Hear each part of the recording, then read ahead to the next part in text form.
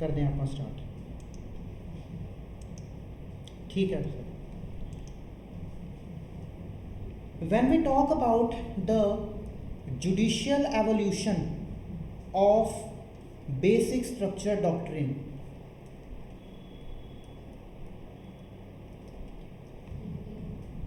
Clear cut Kesavananda Bharati judgment ही नहीं है, उस तो पहला एक लॉन्ग जर्नी तो सानू पता लगता है कि बेसिक स्ट्रक्चर डॉक्ट्रिन कित्थों निकलती है। ਉਹਦੇ ਵਿੱਚ yesterday I have provided you with a list of cases. Number 1 Kameshwar Prasad, Number 2 Shankari Prasad, Number 3 Sajjan Singh, Number 4 IC Golaknath, Number 5 Keshav Nanda Bharti. उत्थे सैटल डाउन होंदा साडे कोल जो बेसिक स्ट्रक्चर डॉक्ट्रिन का सारा जुडिशियल एवोल्यूशन। तो ये सारे केसेस दे नाल इवॉल्व करती गई जुडिशियल जिहड़ी बेसिक स्ट्रक्चर डॉक्ट्रिन है बैटरमेंट की तरफ जाती रही। हुण तुहानूं पता सी, कल मैं तुहानूं आर्टिकल्स भी रीड करवाए सीगे कि we have on the one hand DPSP and on the other hand we have fundamental rights. DPSP केड़े सीगे? Article 37, 38, 39 clause B and C particularly, क्योंकि साडा कंसर्न असी इन्हां दो है ये दो क्लॉसेस तो, plus fundamental right article 19 1F and article 14 ये भी नाल ही आपां पढ़ना क्योंकि it talks about the right to equality. 13(2) भी था, वेरी गुड। 13(2) क्या कहता है? एक बार रीड करो कोई जाना, आर्टिकल 13 क्लॉज 2।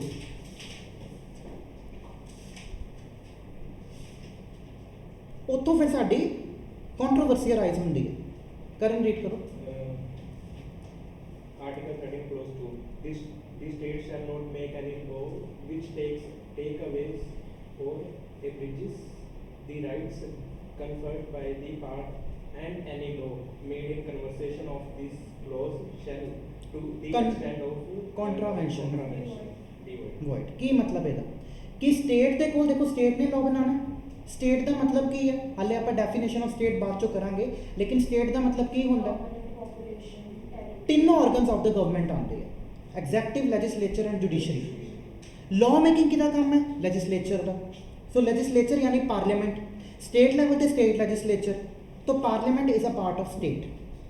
तो स्टेट यानी कि पार्लियामेंट जो लॉ बनाएगा वो ऐसा कोई भी लॉ नहीं बनाएगा जो फंडामेंटल राइट्स को कॉन्ट्रावीन करन, यानी टेक अवे करन या अब्रिज करन, वायलेट करन। अगर उन्हें ऐसा लॉ बनाता that whole law will be unconstitutional and void. यही कहता article 13(2। But on the other hand we have DPSPs also. DPSP का मतलब की होता है? It is a directive principle कि स्टेट ने जो कोई लॉ बनाना है तो किहड़े डायरेक्शंस फॉलो करेगा जो कि दिते हुए DPSPs च। ये हैगा part 4 and fundamental right is part 3 of the constitution. DPSPs हैगे ने आर्टिकल 37 टू लैके 51 तक, और फंडामेंटल राइट्स हैगे ने आर्टिकल 12 तो लैके रादर दैन 13 तो लैके स्टार्ट होंदे ने कितने तक? 32 तक। 32 भी नहीं बल्कि 34 तक है, 35 सॉरी 35 तक। उस तो बाद पार्ट 4 स्टार्ट हो जाता। ठीक है, ऐ समझ आया तुहानू? क्लासीफिकेशन देखो साडे कोल दो गाइडलाइंस है। नंबर 1 गाइडलाइन की है 13(2) वाली, वो की कहता है कि स्टेट यानी पार्लियामेंट ने जो कोई लॉ बनाना है वो लॉ नहीं बनाएगा जो फंडामेंटल राइट्स को वायलेट करे। चलो 36 वो तो एप्लीकेशन ही होना। ठीक है, और एक पासे तो साडे कोल एक गाइडलाइन है। दूसरी गाइडलाइन की है कि स्टेट ने लॉ किहड़े चीज़ों के उत्ते बनाने हैं, किहड़े कंसीडरेशंस देखूगा, वो सारे कित्थे लिखे हैं? DPSP से, directive principle of state policy च।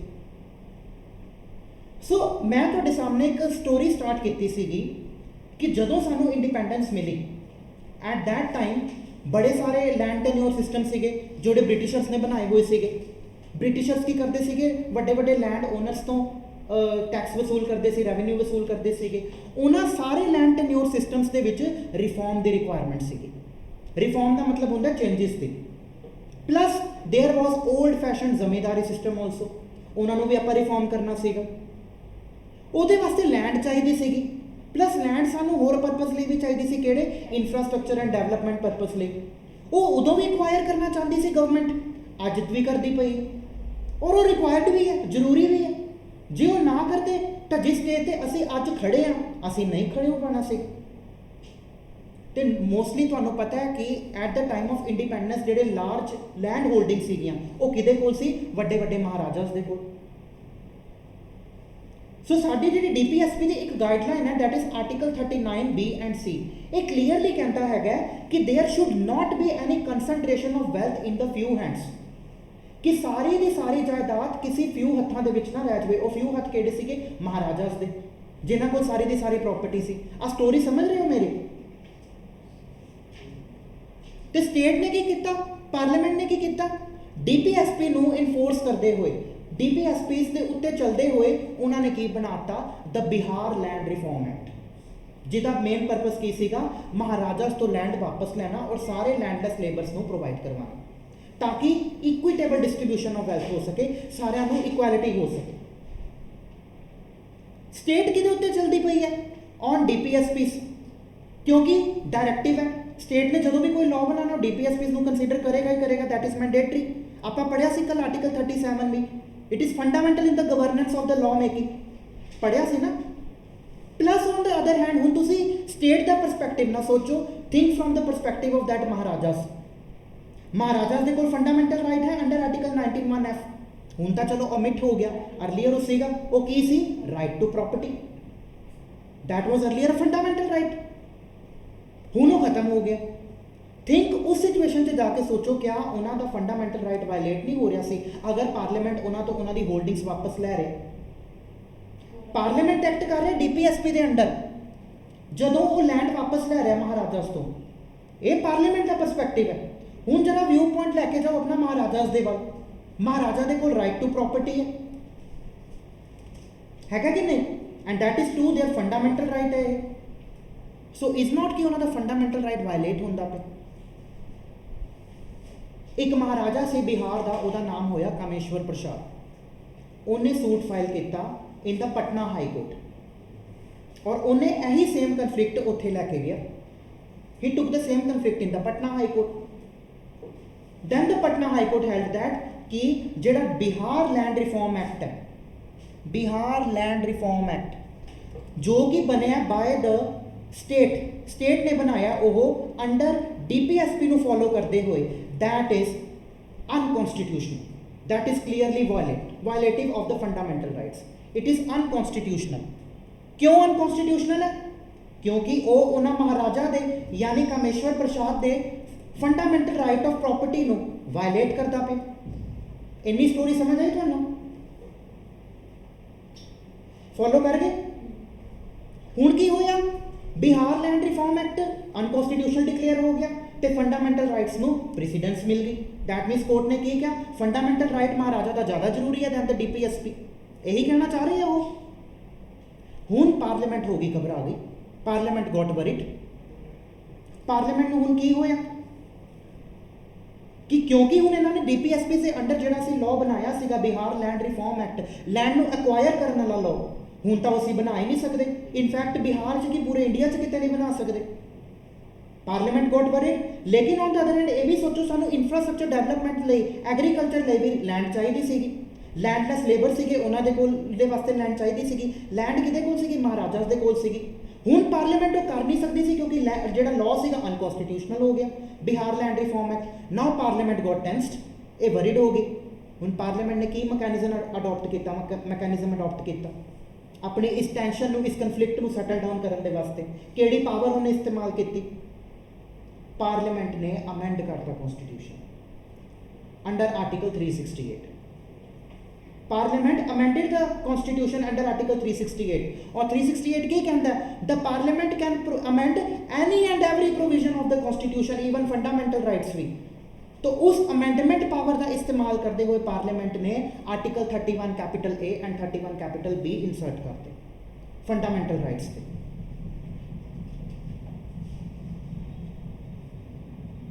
ਠੀਕ ਹੈ, ਇੰਨੀ ਗੱਲ ਸਮਝ ਆਈ?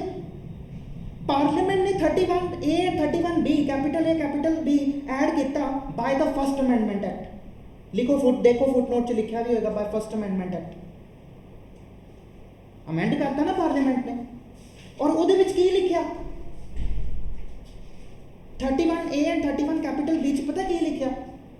कि इवन दो अगर कोई law under article 39B and C जो कि ये दोनों DPSP है इन्हां दी परसुएंस दे विच बनदा पिया ते ईवन वो वैलिड होएगा अगर बेशक वो लॉ आर्टिकल 14 एंड 19 नू वायलेट भी करता हो। पार्लियामेंट ने खुद नू supremacy they the by adding the article 31A and 31B।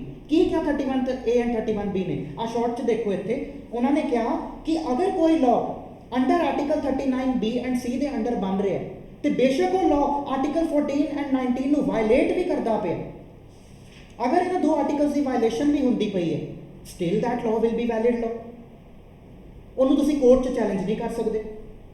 ये काफ़ी लंबा आर्टिकल है आर्टिकल 31 कैपिटल है बट क्रक्स ਇਹਦਾ ਇਹ ਹੈ इधर देखो इधर की समझ आया ਇਹਦੇ ਤੋਂ पार्लियामेंट ने अपनी अमेंडिंग पावर ਨੂੰ एक्सरसाइज किया और अमेंडिंग पावर ਨੂੰ एक्सरसाइज करते हुए it added article 31 capital A and capital B ਉਹਦੇ ਵਿੱਚ ਉਹਨਾਂ ਨੇ ਕੀ ਇਨਸਰਟ ਕਰਤਾ ਕਿ ਬੇਸ਼ੱਕ ਅਸੀਂ DPSP ਦੇ ਅੰਡਰ ਯਾਨੀ 39B ਐਂਡ C ਦੇ ਅੰਡਰ ਜੋ ਕਿ ਦੋਨੋਂ DPSP ਹੈ ਕੋਈ ਲਾਅ ਬਣਾ ਰਹੇ ਆ ਤੇ ਈਵਨ ਅਗਰ ਉਹ ਲਾਅ ਇਹ ਫੰਡਾਮੈਂਟਲ ਰਾਈਟ ਆਰਟੀਕਲ 14 ਐਂਡ 19 ਨੂੰ ਵਾਇਲੇਟ ਵੀ ਕਰਦਾ ਹੋਏਗਾ ਉਹ ਅਨਕਨਸਟੀਟਿਊਸ਼ਨਲ ਨਹੀਂ ਹੋਏਗਾ कॉन्स्टिट्यूशनली होएगा। तो इट मीन्स व्हाट ਇਹਦਾ ਕੀ मतलब निकले पार्लियामेंट ने DPSPs ਨੂੰ अपनी लॉ मेकिंग पावर ਨੂੰ सुप्रीम कहता क्या कि नहीं क्या ਜਦੋਂ ਇੰਨੀ ਗੱਲ ਕਹਿ ਰਹੇ ਹੈ कि DPSPs जो है ਅਸੀਂ ਉਹਦੇ ਅੰਡਰ ਅਗਰ ਕੋਈ ਵੀ ਲਾਅ ਬਣਾਵਾਂਗੇ ਬੇਸ਼ੱਕ ਉਹ 14 ਐਂਡ 19 ਆਰਟੀਕਲ ਨੂੰ ਜੋ ਕਿ ਫੰਡਾਮੈਂਟਲ ਰਾਈਟ ਹੈ ਉਹਨੂੰ ਵਾਇਲੇਟ ਵੀ ਕਰਦੇ ਪਏ ਹੈ ਇਟ ਵਿਲ ਬੀ ਅਨਕਨਸਟੀਟਿਊਸ਼ਨਲ नहीं होएगा it will be valid law. Follow कर रहे हो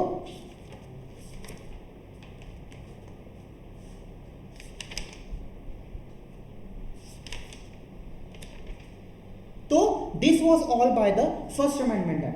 तो जिस रीजन की वजह तो कामेश्वर प्रसाद च की हेल्ड होया सी कि राइट टू प्रॉपर्टी तुसी वायलेट नहीं कर सकते क्योंकि वो फंडामेंटल राइट है तो वो रीजन ही उन्होंने हटा दिता। हुण वो की कहते पे ने कि DPSPs आर सुप्रीम बेशक वो फंडामेंटल राइट ਨੂੰ वायलेट कर इन्नी गल समझ आई कुछ ट्रिकी है sir article 39B and C देखो दोनों DPSPs है ऐ समझो इन्हें थोड़ा ध्यान article 39B and C are DPSPs DPSP से अंडर स्टेट जो है लॉ बना सकता। कामेश्वर प्रसाद च की क्या सीगा कि फंडामेंटल राइट ज़्यादा सुप्रीम है उस महाराजा दे ਤੁਹਾਡਾ लॉ नहीं वधिया हैगा।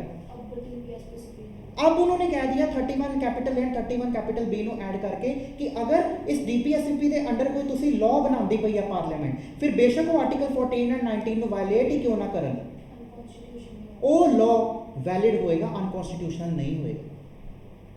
As article 31 capital A and capital B ने कहता इन्नी गल तो दैट मीन्स पार्लियामेंट ने खुद ही करता है सब कुछ किया कि नहीं किया। देखो यह समझना तो पैना क्योंकि यह एग्जाम च क्वेश्चन आंदा मेन्स च जे इनू नहीं समझोगे तो फिर प्रॉब्लम हो जाएगी। थोड़ी होर कंसनट्रेशन बताओ अपनी पूछो कितने पूछना इतने प्रॉब्लम आई किसी ने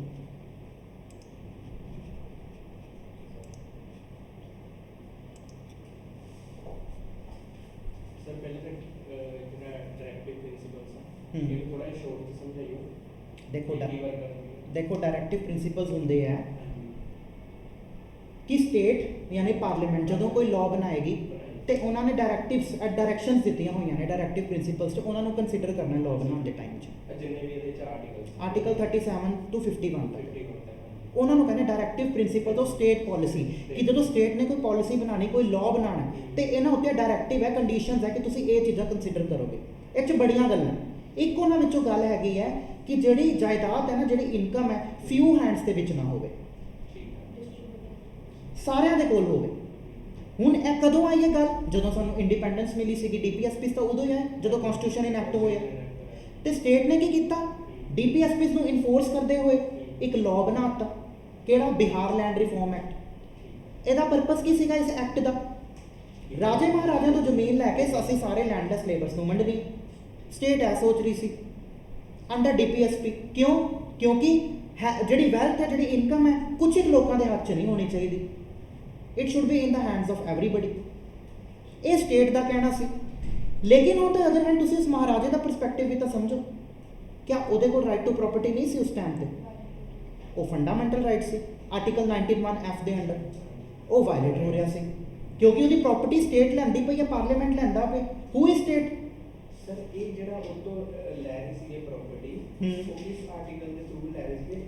30A 31A ਆਰਟੀਕਲ 19(1)(f) ਦੇ। ਉਹ ਤਾਂ ਸਰ ਰਾਈਟ ਟੂ ਪ੍ਰੋਪਰਟੀ ਹੋ ਗਿਆ ਨਾ। ਹਾਂ ਤੇ DPSP ਨੂੰ ਕਿੱਦਾਂ ਕੰਸੀਡਰ ਕੀਤਾ ਉਹਨਾਂ ਨੇ? ਮੈਂ ਪੁੱਛ ਰਿਹਾ ਸਟੇਟ ਗਵਰਨਮੈਂਟ ਨੇ DPSP ਨੂੰ ਕਿੱਦਾਂ ਕੰਸੀਡਰ ਕੀਤਾ? ਮੇਰਾ ਡਾਊਟ ਇੱਥੇ ਹੀ ਹੈ। ਤੇ ਰੁਕੋ ਮੈਂ ਤੁਹਾਨੂੰ ਫੇਰ ਸਮਝਾਉਂਦਾ। ਚਲੋ ਮੈਂ ਆਪਣੀ ਕਨਸੈਂਟਰੇਸ਼ਨ ਹਾਈ ਰੱਖਿਓ, ਠੀਕ ਹੈ। ਧਿਆਨ ਨਾਲ ਸਮਝਣਾ। ਆਪਣਾ ਇੰਡੀਆ ਆਜ਼ਾਦ ਹੋਇਆ ਹਾਂਜੀ 1947 ਚ। ਹਾਂਜੀ ਉਸ ਟਾਈਮ ਦੇ ਉੱਤੇ ਸਾਡੇ ਕੋਲ ਜਿੰਨੇ ਵੀ ਲਾਜ਼ ਸੀਗੇ ਕਿਹਨਾਂ ਦੇ ਸੀਗੇ? ਬ੍ਰਿਟਿਸ਼ਰਸ ਦੇ ਸੀ। ਹਾਂਜੀ ਸਾਨੂੰ ਉਸ ਲਾਜ਼ ਦੇ ਵਿੱਚ ਚੇਂਜਸ ਲਿਆਉਣੇ ਸੀ। ਹਾਂਜੀ ਉਹ ਲਾਜ਼ ਨੂੰ ਚੇਂਜਸ ਲਿਆਉਣ ਦੇ ਵਾਸਤੇ ਸਾਨੂੰ ਲੈਂਡ ਵੀ ਚਾਹੀਦੀ ਸੀ। ਲੈਂਡ ਉਸ ਟਾਈਮ ਦੇ ਉੱਤੇ ਮਹਾਰਾਜਾਸ ਦੇ ਕੋਲ ਸੀਗੀ, ਹਾਂਜੀ ਪਲੱਸ ਸਾਨੂੰ ਲੈਂਡ ਇਨਫਰਾਸਟ੍ਰਕਚਰ ਪਰਪਸ ਲਈ ਵੀ ਚਾਹੀਦੀ ਸੀਗੀ। ਲੈਂਡ ਅਲਟੀਮੇਟਲੀ ਕਿਹਦੇ ਕੋਲ ਸੀਗੀ? ਇਹਨਾਂ ਮਹਾਰਾਜਿਆਂ ਦੇ ਕੋਲ ਸੀਗੀ। ਕਨਸਟੀਟਿਊਸ਼ਨ ਆਇਆ 1950 ਚ, ਇਹਦੇ ਵਿੱਚ DPSP ਆਏ। DPSP ਇੱਕ ਹੈਗਾ ਆਰਟੀਕਲ 39B ਐਂਡ C। ਇਹਦਾ ਇਹ ਕਹਿੰਦਾ ਹੈਗਾ ਕਿ ਜਿਹੜੀ ਵੈਲਥ ਹੈਗੀ ਹੈ, ਜਿਹੜੀ ਇਨਕਮ ਹੈ, ਉਹ ਫਿਊ ਹੈਂਡਸ ਤੇ ਨਾ ਹੋਵੇ ਰਾਦਰ ਦੈਨ ਸਭ ਨੂੰ ਮਿਲੇ। ਫਿਊ ਹੈਂਡਸ ਕਿਹੜੇ ਸੀਗੇ? ਮਹਾਰਾਜਾਸ ਦੇ। ਇਹ ਕੀ ਕਹਿਣਾ ਚਾਹ ਰਹੇ ਸੀਗੇ? ਕਿਹਦੇ ਕੋਲ ਪ੍ਰਾਪਰਟੀ ਹੋਵੇ, ਸਾਰੀ ਇਨਕਮ ਹੋਵੇ, ਸਭ ਦੇ ਕੋਲ ਹੋਵੇ। ਲੈਂਡਲੈਸ ਲੇਬਰਸ ਵੀ ਹੋ ਸਕਦੇ ਹੈ, ਕੋਈ ਫਾਰਮਰਸ ਵੀ ਹੋ ਸਕਦੇ ਹੈ। ਤਾਂ ਸਟੇਟ ਕੀ ਕਰੇਗਾ ਇਸ ਟਾਈਮ ਤੇ? ਮਹਾਰਾਜਾ ਦੇ ਕੋਲ ਜਿੰਨੀ ਪ੍ਰਾਪਰਟੀਆਂ ਸੀਗੀਆਂ ਜ਼ਿਆਦਾ ਵੱਧ ਕਿੰਨੇ ਕਿੰਨੇ ਕਿੱਲੇ, ਕਿੰਨੇ ਕਿੰਨੇ ਏਕੜ ਕਨਾਲਾਂ ਪ੍ਰਾਪਰਟੀ ਹੋਣੀ ਹੈ, ਉਹਨਾਂ ਤੋਂ ਲੈਣ ਕੇ ਸਾਰਿਆਂ ਨੂੰ ਡਿਸਟ੍ਰੀਬਿਊਟ ਹੀ ਕਰੂਗਾ ਸਟੇਟ। ਇੰਨਾ ਸਮਝ ਆਇਆ ਕਿ ਰਿਪੀਟ ਕਰਾਂ ਵੀ? ਨਹੀਂ ਸਮਝ ਆਇਆ। ਸਟੇਟ ਨੇ ਉਹ ਕੀਤਾ ਅੰਡਰ ਦ ਬਿਹਾਰ ਲੈਂਡ ਰਿਫਾਰਮ ਐਕਟ। ਉਹਨਾਂ ਨੇ ਇੱਕ ਨਵਾਂ ਕਾਨੂੰਨ ਬਣਾ ਲਿਆ। ਆਪਣੀ ਲੋਕ ਸਭਾ ਸੀ, ਰਾਜ ਸਭਾ ਚ ਸੀਗੀ, ਬਿੱਲ ਪਾਸ ਕਰਵਾ ਕੇ ਐਕਟ ਬਣਾ ਲਿਆ, ਪ੍ਰੈਜ਼ੀਡੈਂਟ ਦੇ ਸਾਈਨ ਹੋ ਗਏ, ਬਿਹਾਰ ਲੈਂਡ ਰਿਫਾਰਮ ਐਕਟ ਬਣ ਗਿਆ। ਇਸ ਐਕਟ ਦੇ ਥਰੂ ਉਹਨਾਂ ਨੇ ਕੀ ਕੀਤਾ? ਇਹਨਾਂ ਮਹਾਰਾਜਿਆਂ ਤੋਂ ਸਾਰੀ ਸੰਪत्ति ਐਕਵਾਇਰ ਕਰਨ ਦੀ ਕੋਸ਼ਿਸ਼ ਕੀਤੀ ਔਰ ਫਿਰ ਡਿਸਟ੍ਰੀਬਿਊਟ ਕਿਹਨੂੰ ਕੀਤੀ? ਲੇਬਰਸ ਨੂੰ, ਫਾਰਮਰਸ ਨੂੰ। ਕਿਉਂਕਿ ਆਰਟੀਕਲ 39B ਐਂਡ C ਕਹਿੰਦਾ ਸੀ, ਜੋ ਕਿ DPSP ਹੈ। DPSP ਦਾ ਕੰਮ ਕੀ ਹੈਗਾ ਕਿ ਸਟੇਟ ਅਗਰ ਕੋਈ ਲਾਅ ਬਣਾਏਗਾ ਤੇ ਉਹਨੇ ਕਿਹੜੀ ਕਿਹੜੀ ਚੀਜ਼ਾਂ ਧਿਆਨ ਦੇ ਵਿੱਚ ਰੱਖਣੀਆਂ। ਇੱਕ ਚੀਜ਼ ਉਹਨਾਂ ਵਿੱਚੋਂ ਧਿਆਨ ਦੇ ਰੱਖਣ ਵਾਲੀ ਇਹ ਵੀ ਹੈ ਕਿ ਤੁਸੀਂ ਜਦੋਂ ਲਾਅ ਬਣਾਓਗੇ ਤਾਂ ਇਨਕਮ ਜਿਹੜੀ ਹੈ ਫਿਊ ਹੈਂਡਸ ਦੇ ਵਿੱਚ ਨਾ ਰਵੇ, ਯਾਨੀ ਰਾਜੇ ਮਹਾਰਾਜਾ ਕੋਲ ਨਾ ਰਵੇ, ਸਭ ਦੇ ਕੋਲ ਜਾਵੇ। ਹੁਣ ਮੈਂ ਮੰਨ ਲਓ ਪਾਰਲੀਮੈਂਟ ਆ, ਤੁਸੀਂ ਮੰਨ ਲਓ ਮਹਾਰਾਜਾ, ਮੈਂ ਸਾਰਿਆਂ ਦਾ ਭਲਾ ਸੋਚਣਾ। ਮੈਂ ਕੀ ਕਹੂੰਗਾ? ਜਿਹੜੀ ਤੁਹਾਡੇ ਕੋਲ ਐਕਸੈਸਿਵ ਜ਼ਮੀਨ ਹੈ, ਮੈਂ ਤੁਹਾਡੇ ਤੋਂ ਲੈ ਕੇ ਇਹਨਾਂ ਸਾਰਿਆਂ ਨੂੰ ਵੰਡੂੰਗਾ। ਤੁਹਾਡੇ ਕੋਲ ਜ਼ਮੀਨ ਘਟਾ ਕੇ ਸਾਰਿਆਂ ਦਾ ਵੈਲਫੇਅਰ ਕਰੂੰਗਾ, ਕਿਉਂਕਿ ਇੰਡੀਅਨ ਕਨਸਟੀਟਿਊਸ਼ਨ ਕੀ ਹੈ? ਵੈਲਫੇਅਰ ਓਰੀਐਂਟਿਡ ਹੈ। ਐਸਾ ਕਰਨ ਲਈ ਮੈਨੂੰ ਕੌਣ ਕਹਿ ਰਿਹਾ? ਪਾਰਲੀਮੈਂਟ ਨੂੰ ਕੌਣ ਕਹਿੰਦਾ ਪਿਆ? Article 39B and C। ਇੱਥੇ ਤੱਕ ਸਮਝ ਆਇਆ? ਮੈਂ article 39B and C the instruction follow ਕੀਤੀ। ਤੁਹਾਡੇ ਕੋਲੋਂ ਜ਼ਮੀਨ ਵਾਪਸ ਲੈਣ ਦੇ ਲਈ ਮੈਂ ਕੀ ਬਣਾਇਆ? Land reform act. ਪ੍ਰੋਪਰ ਕਾਨੂੰਨੀ ਤਰੀਕੇ ਨਾਲ ਮੈਂ ਚੱਲਿਆ। ਤੁਹਾਡੇ ਕੋਲੋਂ ਲੈ ਲਈ ਮੈਂ ਲੈਂਡ, ਲੇਕਿਨ ਔਨ ਦਾ ਅਦਰ ਹੈਂਡ ਹੁਣ ਤੁਹਾਡੇ ਪਰਸਪੈਕਟਿਵ ਤੇ ਤੁਹਾਡੇ ਪੁਸ਼ਤੈਨੀ ਜ਼ਮੀਨ ਚੱਲਦੀ ਆ ਰਹੀ ਸੀ, ਤੁਹਾਡੇ ਕੋਲ ਰਾਈਟ ਟੂ ਪ੍ਰਾਪਰਟੀ ਸੀ, ਫੰਡਾਮੈਂਟਲ ਰਾਈਟ ਸੀ ਉਸ ਟਾਈਮ ਦੇ ਉੱਤੇ, ਉਹ ਨਹੀਂ ਵਾਇਲੇਟ ਹੋ ਰਿਹਾ। ਤੁਹਾਡਾ ਰਾਈਟ ਟੂ ਪ੍ਰਾਪਰਟੀ ਜੋ ਸੀ ਹੋ ਰਿਹਾ ਨਾ, ਜਿਹੜੀ ਤੁਹਾਡੇ ਦਾਦੇ ਪੜਦਾਦਿਆਂ ਤੋਂ ਚਲਦੀ ਪ੍ਰਾਪਰਟੀ ਆ ਰਹੀ ਸੀ, ਸਰਕਾਰ ਕਿਉਂ ਲੈ ਰਹੀ ਹੈ ਤੁਹਾਡੀ ਪ੍ਰਾਪਰਟੀ? ਉਹ ਠੀਕ ਹੈ ਕਿਸੇ ਹੋਰ ਦੀ ਪ੍ਰਾਪਰਟੀ ਲਵੇ, ਲੋਕਾਂ ਦੇ ਲਈ ਹੋਰ ਜ਼ਮੀਨਾਂ ਦਾ ਇੰਤਜ਼ਾਮ ਕਰੇ, ਉਹਦੇ ਵਿੱਚੋਂ ਵੈਲਫੇਅਰ ਕਰੇ, ਮੇਰੀ ਪ੍ਰਾਪਰਟੀ ਹੀ ਕਿਉਂ? ਤੁਹਾਡਾ ਤੇ ਰਾਈਟ ਟੂ ਪ੍ਰਾਪਰਟੀ ਸੀਗਾ ਉਸ ਟਾਈਮ ਦੇ ਉੱਤੇ। ਤੁਸੀਂ ਇਹ ਮੈਟਰ ਲੈ ਗਏ ਪਟਨਾ ਹਾਈ ਕੋਰਟ 'ਚ, ਤੁਸੀਂ ਕਾਮੇਸ਼ਵਰ ਪ੍ਰਸਾਦ ਹੋ, ਮਹਾਰਾਜੇ ਹੋ, ਠੀਕ ਹੈ। ਕੋਰਟ ਨੇ ਕੀ ਕਿਹਾ ਕਿ ਪਾਰਲੀਮੈਂਟ ਯਾਨੀ ਕਪੂਰ ਸਾਹਿਬ ਤੁਸੀਂ ਗਲਤ ਹੋ, ਕਰਨ ਸਾਹਿਬ ਸਹੀ ਹੈ, ਕਿਉਂਕਿ ਉਹਨਾਂ ਦਾ ਫੰਡਾਮੈਂਟਲ ਰਾਈਟ ਹੈ, right to property, that is more supreme. ਬੇਸ਼ੱਕ ਤੁਹਾਨੂੰ ਆਰਟੀਕਲ 39B ਐਂਡ C ਇਹ ਗੱਲ ਕਹਿੰਦਾ ਕਿ ਤੁਸੀਂ ਪ੍ਰਾਪਰਟੀ ਲੈ ਸਕਦੇ ਹੋ ਮਹਾਰਾਜਿਆਂ ਕੋਲੋਂ, ਲੇਕਿਨ ਇੱਕ ਤਾਂ ਪਹਿਲੀ ਗੱਲ ਉਹ ਐਨਫੋਰਸੀਏਬਲ ਨਹੀਂ ਹੈਗਾ। ਤੁਸੀਂ ਉਹਨੂੰ ਲੈ ਕੇ ਕੋਰਟ ਦੇ ਵਿੱਚ ਨਹੀਂ ਆ ਸਕਦੇ, ਇਨਫੋਰਸ ਨਹੀਂ ਕਰਵਾ ਸਕਦੇ। ਦੂਸਰੀ ਗੱਲ, ਆਪਾਂ ਕਿਸੇ ਦਾ ਫੰਡਾਮੈਂਟਲ ਰਾਈਟ ਵਾਇਲੇਟ ਕਰਕੇ ਦੂਸਰੇ ਪਰਸਨ ਨੂੰ ਵੈਲਫੇਅਰ ਨਹੀਂ ਕਰਵਾਉਣਾ।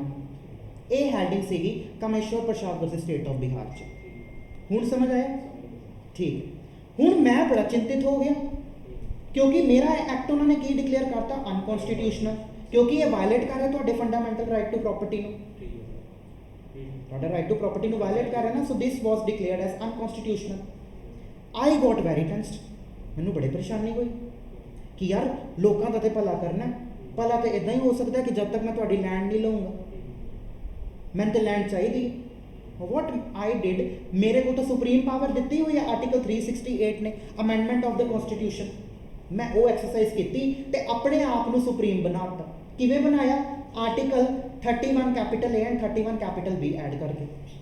ਇਹਦੇ ਵਿੱਚ ਕਲੀਅਰਲੀ ਮੈਂ ਕਹਿ ਦਿੱਤਾ, ਇੱਧਰ ਸੁਣੋ, ਇਹਦੇ ਵਿੱਚ ਮੈਂ ਕਲੀਅਰਲੀ ਇਹ ਕਹਿ ਦਿੱਤਾ, ਇਹ ਘਰੋਂ ਪੜ੍ਹ ਕੇ ਆਉਣਾ ਸੀ, ਵੈਸੇ ਮੈਂ ਦੱਸਿਆ ਸੀ। ਇਹਦੇ ਵਿੱਚ ਮੈਂ ਕਲੀਅਰਲੀ ਕਹਿ ਦਿੱਤਾ ਕਿ ਬੇਸ਼ੱਕ DPSP ਜਿੱਥੋਂ ਮੈਨੂੰ ਪਾਵਰ ਮਿਲਦੀ ਪਈ ਹੈ ਤੁਹਾਡੀ ਲੈਂਡ ਲੈਣ ਦਾ, ਅਗਰ ਉਹਦੇ ਅੰਡਰ ਮੈਂ ਕੋਈ ਕਾਨੂੰਨ ਬਣਾ ਰਿਹਾ ਤੇ ਫਿਰ ਬੇਸ਼ੱਕ ਸਟੇਟ ਕੋਈ ਕਾਨੂੰਨ ਬਣਾ ਰਹੀ ਹੈ, ਫਿਰ ਬੇਸ਼ੱਕ ਉਹ ਕਾਨੂੰਨ ਆਰਟੀਕਲ 14 ਐਂਡ 19 ਇਹ ਦੋਨੋਂ ਫੰਡਾਮੈਂਟਲ ਰਾਈਟ ਹੈ, ਅਗਰ ਇਹਨੂੰ ਵਾਇਲੇਟ ਵੀ ਕਰਦੀ ਪਈ ਹੈ ਤੇ ਉਹ ਅਨਕਨਸਟੀਟਿਊਸ਼ਨਲ ਨਹੀਂ ਹੋਏਗਾ, ਕਾਨੂੰਨ ਵੈਲਿਡ ਹੋਏਗਾ, ਪ੍ਰੋਪਰ ਵੈਲਿਡ ਹੋਏਗਾ। ਮੈਂ ਆਪਣੇ ਆਪ ਨੂੰ ਇਹ ਪਾਵਰ ਖੁਦ ਹੀ ਸਵयं ਹੀ ਦੇ ਦਿੱਤੀ ਸਟੇਟ ਨੇ, ਪਾਰਲੀਮੈਂਟ ਨੇ, ਕਿਉਂਕਿ ਪਾਰਲੀਮੈਂਟ ਦੇ ਕੋਲ ਕੀ ਸੀ? 368 ਅਮੈਂਡਮੈਂਟ ਆਫ ਦ ਕਨਸਟੀਟਿਊਸ਼ਨ, ਉਹ ਆਪਾਂ ਪੜ੍ਹਿਆ ਹੀ ਹੈ ਸਾਰਾ। ਖੁਦ ਦੀ ਸਰਕਾਰ ਸੀ, ਉਹਨਾਂ ਨੇ ਖੁਦ ਹੀ ਲਾਅ ਬਣਾ ਦਿੱਤਾ। ਇਸ ਤਰ੍ਹਾਂ ਲੱਗਦਾ ਇਹਨਾਂ ਨੂੰ ਜ਼ਿਆਦਾ ਸਮਝ ਆ ਰਿਹਾ, ਤੁਹਾਨੂੰ ਵੀ ਆ ਰਿਹਾ ਨਾ? ਸਰ ਮੈਨੂੰ ਬਿਲਕੁਲ ਪ੍ਰੋਪਰ ਤਰੀਕੇ ਨਾਲ ਮੈਨੂੰ ਕੋਈ ਲੈਕਚਰ ਕਰਨਾ ਚਾਹੀਦਾ। ਚਲੋ ਸੁਣੋ ਜ਼ਰਾ ਧਿਆਨ। ਮੈਂ ਆਪਣੇ ਆਪ ਨੂੰ ਸਵयं ਹੀ ਪਾਵਰ ਦੇ ਦਿੱਤੀ under article 31 capital A and capital B insert ਕਰਕੇ, ਔਰ ਕੀ ਕਿਹਾ ਕਿ ਈਵਨ ਦੋ ਮੈਨੂੰ ਜਿਹੜੀ ਅਥਾਰਟੀ ਪਾਵਰ ਦੇ ਰਹੀ ਸੀ ਦੈਟ ਇਜ਼ DPSP, ਉਹਦੇ ਅੰਡਰ ਮੈਂ ਕੋਈ ਕਾਨੂੰਨ ਬਣਾਉਣਾ ਪਿਆ, ਫਿਰ ਬੇਸ਼ੱਕ ਉਹ ਕਾਨੂੰਨ 14 ਐਂਡ 19 ਨੂੰ ਵਾਇਲੇਟ ਵੀ ਕਰਦਾ ਹੋਵੇ, ਉਹ ਲਾਅ ਅਨਕਨਸਟੀਟਿਊਸ਼ਨਲ ਨਹੀਂ ਹੋਏਗਾ। It will be a valid law, constitutional law, proper law ਹੋਏਗਾ। ਇਹ ਮੈਂ ਸਵयं ਹੀ ਆਪਣੇ ਆਪ ਨੂੰ ਅਥਾਰਟੀ ਦੇ ਦਿੱਤੀ। Plus article 31 capital A and capital B ਦੇ ਨਾਲ ਮੈਂ ਇੱਕ 9th ਸ਼ਡਿਊਲ ਵੀ ਐਡ ਕਰ ਦਿੱਤਾ। 9th ਸ਼ਡਿਊਲ ਦੇ ਵਿੱਚ ਨਾ ਬੜੇ ਸਾਰੇ ਲਾਜ਼ ਹੈਗੇ, ਲੈਂਡ ਲਾਜ਼ ਹੈਗੇ ਨੇ, ਬਾਅਦ ਚੋਂ ਲਿਖ ਲਿਓ ਸਾਰਾ, ਸੁਣੋ, ਇਹ ਤੇ ਮੈਂ ਡਿਕਟੇਸ਼ਨ ਵੀ ਦਊਂਗਾ, ਠੀਕ ਹੈ। 9th ਸ਼ਡਿਊਲ ਦੇ ਵਿੱਚ ਨਾ ਬੜੇ ਸਾਰੇ ਲੈਂਡ ਲਾਜ਼ ਹੈ। ਉਹ ਕੀ ਕੀਤਾ, ਮੈਂ ਇੱਕ ਹੋਰ ਪ੍ਰੋਵੀਜ਼ਨ ਬਣਾ ਦਿੱਤੀ ਕਿ ਜਿਹੜਾ ਵੀ ਮੈਂ ਲਾਅ ਬਣਾਉਂਗਾ ਨਾ ਉਹਨੂੰ ਮੈਂ 9th ਸ਼ਡਿਊਲ 'ਚ ਸੁੱਟੀ ਜਾਊਂਗਾ। ਲੈਂਡ ਲਾਅ ਕੋਈ ਵੀ ਬਣਾਉਂਗਾ, ਐਕਵਾਇਰ ਕਰਨ ਵਾਸਤੇ ਕੋਈ ਵੀ ਲਾਅ ਬਣਾਉਂਗਾ, ਬਿਹਾਰ ਤੋਂ ਐਕਵਾਇਰ ਕਰਨਾ ਹੈ ਤੇ ਬਿਹਾਰ ਲੈਂਡ ਲਾਅ, ਪੰਜਾਬ ਤੋਂ ਕਰਨਾ ਹੈ ਪੰਜਾਬ ਲੈਂਡ ਲਾਅ, यूपी ਤੋਂ ਕਰਨਾ यूपी ਲੈਂਡ ਲਾਅ, ਰਾਜਸਥਾਨ ਤੋਂ ਕਰਨਾ ਰਾਜਸਥਾਨ ਲੈਂਡ ਲਾਅ, ਸਭ ਮੈਂ 9th ਸ਼ਡਿਊਲ 'ਚ ਪੁੱਟ ਕਰੀ ਜਾਊਂਗਾ। ਹੁਣ ਫਾਇਦਾ ਕੀ ਹੋਏਗਾ ਉਹਦਾ? ਜਦੋਂ ਮੈਂ ਕੋਈ ਲਾਅ 9th ਸ਼ਡਿਊਲ ਦੇ ਵਿੱਚ ਐਡ ਆਨ ਕਰ ਦਿੱਤਾ, ਉਹਨੂੰ ਕੋਰਟ ਦੇ ਵਿੱਚ ਤੁਸੀਂ ਚੈਲੰਜ ਨਹੀਂ ਕਰ ਸਕਦੇ। ਮੈਂ ਇਹ ਵੀ ਪਾਵਰ ਆਪਣੇ ਆਪ ਨੂੰ ਦੇ ਦਿੱਤੀ। तो दैट मीन्स पार्लियामेंट ने अपने आप को बड़ा सुप्रीम घोषित करता कि इट मीन्स द पार्लियामेंट मैं खुद कुछ भी करी जाऊँ, मैं कोई भी लॉ बना के बेशक वो अनकॉन्स्टिट्यूशनल भी है, बेशक वो बेसिक स्ट्रक्चर में भी वायलेट करता पे, मैं उन्होंने 9th शेड्यूल च पुट कर लिया। द मूमेंट मैं उन्होंने 9th शेड्यूल च पुट किया, कोर्ट के विच चैलेंज नहीं हो सकता, ਉਹਦਾ जुडिशियल रिव्यू पॉसिबल नहीं। ਇਹ आर्टिकल 31A एंड B ਦੇ ਨਾਲ मैं एक होर प्रोविजन ऐड कर दी, उसी दे विच प्लस 9th शेड्यूल में एक होर ऐड कर दिता। फॉलो करके दैट मीन्स मैं अपने आप को इन्नी सुप्रीम पावर दे दी। हुण मैं खुद अपने आप को इन्नी सुप्रीम पावर दे दी तो मैं बड़े सारे लैंड लॉस बनाए। I made 44 land loss, 44 land law बनाए अलग अलग स्टेट्स की महाराजियां तो प्रॉपर्टी एक्वायर करने के वास्ते उस टाइम के उत्ते 1950-51 के उत्ते। हुण नैचुरली जदों मैं कोई चीज़ 9th schedule is a part of constitution, constitution का हिस्सा है, जदों मैं उहदे विच कोई चीज़ ऐड करांगा तो मैनूं कॉन्स्टिट्यूशन अमेंड करना पएगा, तां ही मैं उहदे विच ऐड कर सकदा। बाय 17th अमेंडमेंट एक्ट सुनो जरा, बाय 17th अमेंडमेंट एक्ट मैं क्या किया, सारे 44 लैंड लॉस नूं 17th अमेंडमेंट एक्ट करके 9th schedule they which add on करता। तो द मूमेंट इन्होंने मैं ऐड किया 9th schedule they which, it मीनस इनू कोर्ट दे विच चैलेंज नहीं किया जा सकता, it goes out of the scope of judicial review, क्योंकि उस टाइम के उत्ते लैंड एक्वायर करना जरूरी भी सीगा इंफ्रास्ट्रक्चर के लिए, नहीं तो अपनी कंट्री बहुत पिछड़ी हुई रह जाती, रोड्स डैम्स ब्रिजिज प्रोजैक्ट्स नहीं बनते। जिस पोजीशन ते असी अज खड़े हैं 2025 च, that position would not have been there, कभी भी नहीं होनी सी जे लैंड लॉस पार्लीमेंट नूं नहीं बनाता हो तो लोगों की लैंड एक्वायर नहीं करता। बट स्टिल हम माइंड के विच याद रखना कि राइट टू प्रॉपर्टी भी है राजे महाराजा का, ठीक है। नाउ मैं अमेंडमेंट की कॉन्स्टिट्यूशन की, I made a constitutional amendment act, और वो एक्ट के थ्रू मैं की किया 9th schedule 44 land loss add on कर देते। फॉलो करके किदे विच ऐड करते 9th शेड्यूल द मूमेंट मैं 9th शेड्यूल ऐड किए, it goes out of the power of judiciary, ਉਹ ਜੁਡੀਸ਼ੀਅਲ ਰਿਵਿਊ ਉਹਨਾਂ ਦਾ ਲਾਸ ਦਾ ਨਹੀਂ ਹੋ ਸਕਦਾ। ਮਤਲਬ ਕੋਰਟ ਨੂੰ ਚੈੱਕ ਵੀ ਨਹੀਂ ਕਰੇਗੀ ਕਿ ਹਾਂ ਇਹ ਬੇਸਿਕ ਸਟਰਕਚਰ ਨੂੰ ਵਾਇਲੇਟ ਕਰ ਰਿਹਾ ਕਿ ਨਹੀਂ ਕਰ ਰਿਹਾ।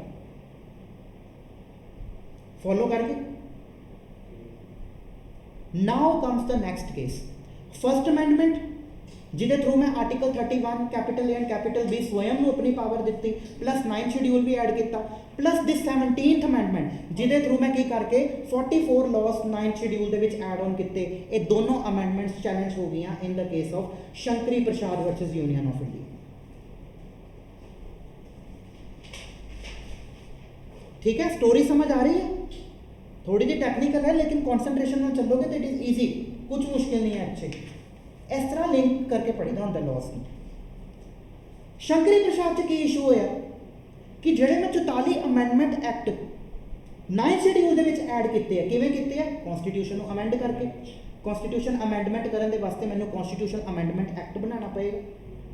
द क्वेश्चन वॉज कि क्या वो एक्ट कॉन्स्टिट्यूशन अमेंडमेंट एक्ट क्या वो वायलेट करता पे फंडामेंटल राइट या बेसिक स्ट्रक्चर में? This was the main issue in Shankari Prasad versus union of India. Sir है वो अमेंडमेंट एक्ट 44th अमेंडमेंट ਤੁਹਾਡੇ ਫੁੱਟ ਨੋਟਸ ਤੇ ਬੜੀ ਥਾਂ ਤੇ ਹੋਣਾ। सेक्शन 7 ठीक है, 44 अमेंडमेंट ने की ਕੀਤਾ ਸੀਗਾ, ਬੜੇ ਸਾਰੇ ਲੈਂਡ ਲਾਸ ਐਡ ਕਰਤੇ ਸੀ 9th ਸ਼ਡਿਊਲ ਦੇ ਵਿੱਚ।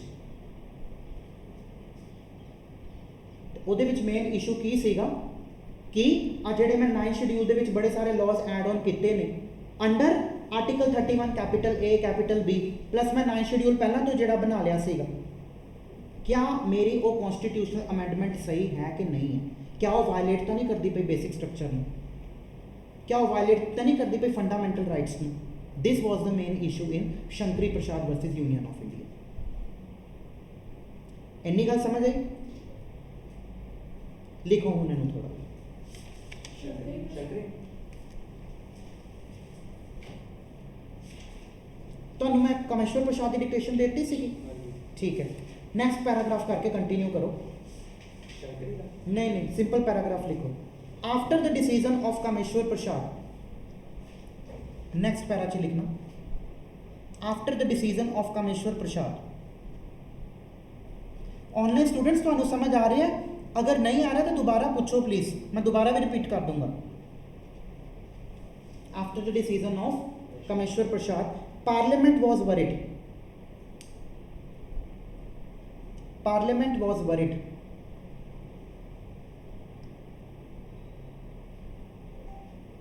that it will not acquire the land, that it will not acquire the land. Therefore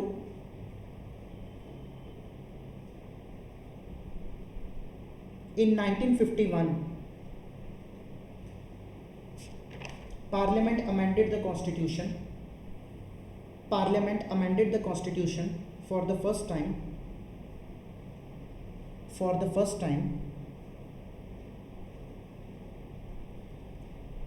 and it added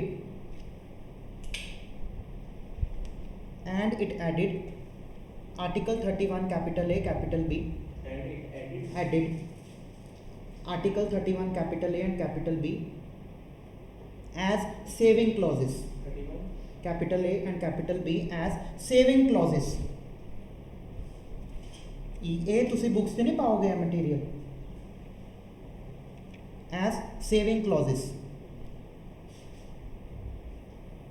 full stop। they provided that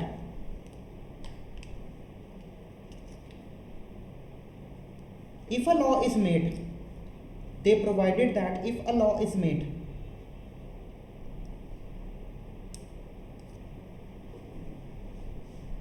which provides acquisition of land,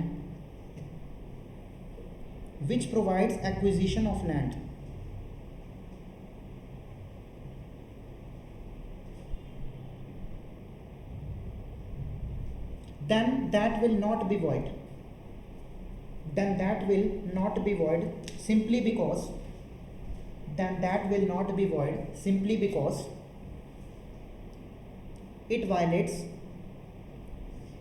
simply because it violates fundamental rights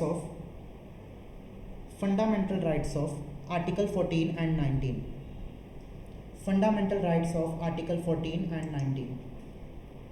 Full stop. Therefore, the reason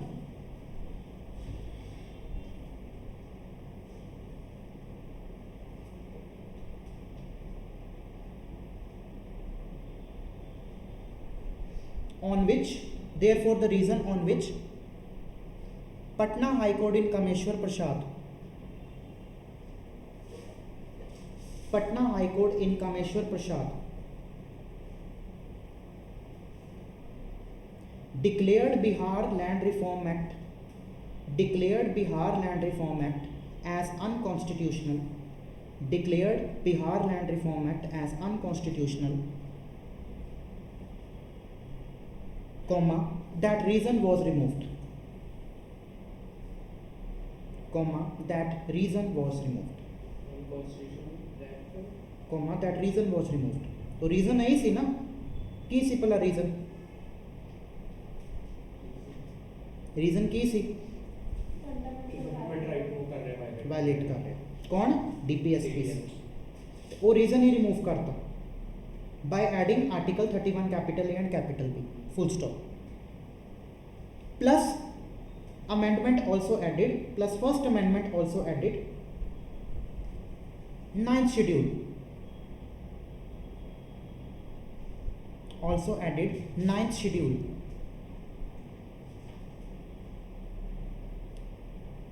according to which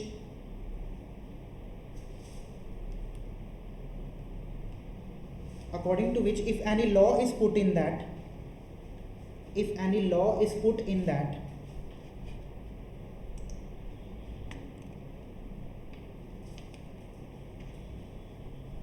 it will be beyond judicial review. It will be beyond judicial review. Full stop. Para change. Thereafter Parliament enacted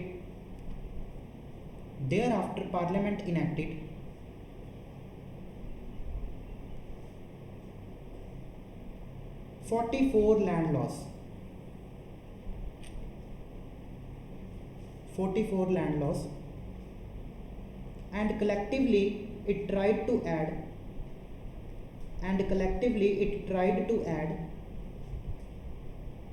them in 9th schedule.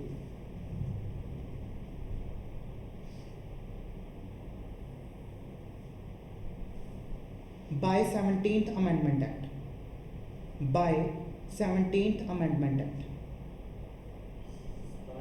Starving.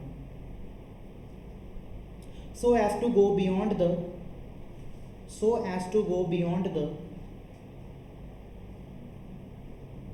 scope of judicial review.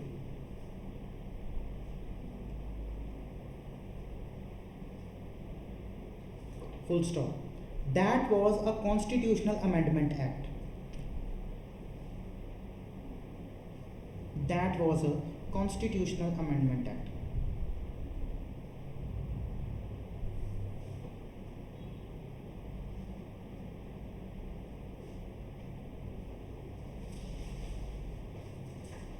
Full stop. Amendment was obviously done under Article 368. Amendment was obviously done under Article 368.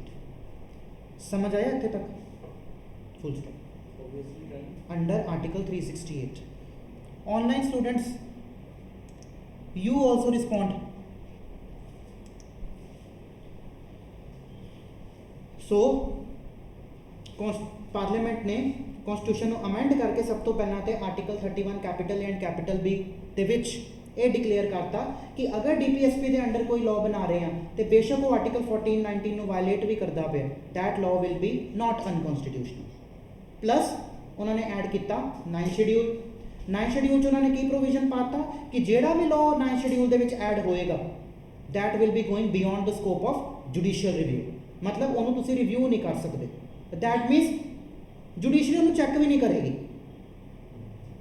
ਕਿ ਕਿਆ ਉਹਦੀ provisions constitution ਦੇ ਨਾਲ ਐਡਹੀਅਰ ਕਰ ਰਹੀਆਂ ਕਿ ਨਹੀਂ, constitutional ਹੈ ਕਿ ਨਹੀਂ, ਕਿਉਂਕਿ ਉਹ 9 ਸ਼ਡਿਊਲ 'ਚ ਪੈ ਗਏ। ਤੇ ਪਾਰਲੀਮੈਂਟ ਨੇ ਕੀ ਕੀਤਾ 44 ਲੈਂਡ ਲਾਜ਼ ਬਣਾਏ ਔਰ ਉਹਨਾਂ ਲੈਂਡ ਲਾਜ਼ ਦੇ ਵਿੱਚ ਲੈਂਡ ਐਕਵਾਇਰ ਕਰਨ ਲੱਗ ਪਏ ਰਾਜੇ ਮਹਾਰਾਜਿਆਂ ਦੀ। ਹਰ ਟਾਈਮ ਤਾਂ ਪੋਸੀਬਲ ਨਹੀਂ ਸੀ ਕਨਸਟੀਟਿਊਸ਼ਨ ਨੂੰ ਅਮੈਂਡ ਕਰਨਾ, ਸੋ ਦੇ ਵੇਟਡ ਐਵਰੀ ਟਾਈਮ 44 ਟਾਈਮਸ ਤੇ ਫਿਰ ਉਹਨਾਂ ਨੇ ਇੱਕੋ ਵਾਰੀ 17th ਅਮੈਂਡਮੈਂਟ ਐਕਟ ਕਰਕੇ, ਪਹਿਲਾਂ ਵੀ ਹੋਈਆਂ ਹੋਣਗੀਆਂ ਲੇਕਿਨ ਹੋਰ ਮੈਟਰਸ ਦੇ ਉੱਤੇ, ਲੇਕਿਨ 17th ਅਮੈਂਡਮੈਂਟ ਐਕਟ ਦੇ ਵਿੱਚ ਉਹਨਾਂ ਨੇ 9th ਸ਼ਡਿਊਲ ਦੇ ਵਿੱਚ 44 ਲੈਂਡ ਲਾਸ ਪਾ ਦਿੱਤੇ। ਦ ਮੂਮੈਂਟ ਉਹਨਾਂ ਨੇ 44 ਲੈਂਡ ਲਾਸ 9th ਸ਼ਡਿਊਲ 'ਚ ਪਾਏ, it becomes out of the reach of judiciary. Judicial review ਉਹਨਾਂ ਲੈਂਡ ਲਾਸ ਦਾ ਪੋਸੀਬਲ ਨਹੀਂ ਸੀ। ਦਿਸ ਫਸਟ ਅਮੈਂਡਮੈਂਟ ਹੁਣ ਨਾਲੇ ਐਵਰੀ ਟਾਈਮ ਉਹ ਅਮੈਂਡ ਕਰ ਰਹੇ ਸੀ, that was a constitutional amendment act. ਇਹ ਹੁੰਦਾ ਅੰਡਰ ਆਰਟੀਕਲ 368 ਕਿਉਂਕਿ 368 ਦੇ ਵਿੱਚ ਤਾਂ ਕਨਸਟੀਟਿਊਸ਼ਨ ਅਮੈਂਡ ਕਰਦੇ ਆ। Now this first amendment act and 17th amendment act, these both were challenged in Shankari Prasad. Kameshwar Prasad तो अगला डिसीजन आता है शंकरी प्रसाद।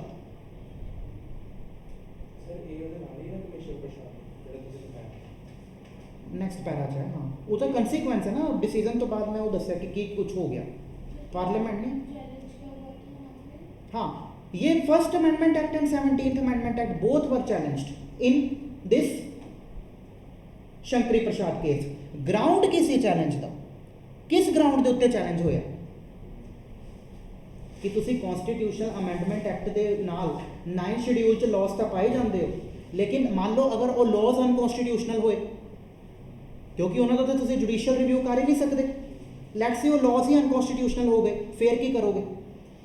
तो जेडी कॉन्स्टिट्यूशनल अमेंडमेंट एक्ट के थ्रू तुसी 9th शेड्यूल के विच धड़ाधड़ लॉस पाए जाते हो, अगर वो लॉज अनकॉन्स्टिट्यूशनल हो गए तो फिर what will be the repercussion, what will be the consequence. तो जेडी अमेंडमेंट एक्ट उन्होंने पाती पई है, क्या वो लॉ है with in the meaning of article 13 और नॉट। ये जिहड़ा एक्ट है, ये एक्ट मीनस लॉ है, क्या ये लॉ वही लॉ है जिहड़ा आर्टिकल 13 दे विच लिखिया होया है। आर्टिकल 13 च ना लॉ की डेफिनेशन हैगी, पढ़ो जरा एक बार की, क्योंकि इसी कॉन्स्टिट्यूशनल अमेंडमेंट एक्ट ने तो बड़े सारे लैंड लॉस पाए थे ना 9th शेड्यूल च। तो now they are trying to say कि ये जिहड़ा एक्ट है कॉन्स्टिट्यूशनल अमेंडमेंट एक्ट है, क्या ये लॉ वही वाला लॉ है जिहड़ा आर्टिकल 13 दे विच लिखिया। पढ़ो करन की लॉ की डेफिनेशन आर्टिकल 13(3) च देखो।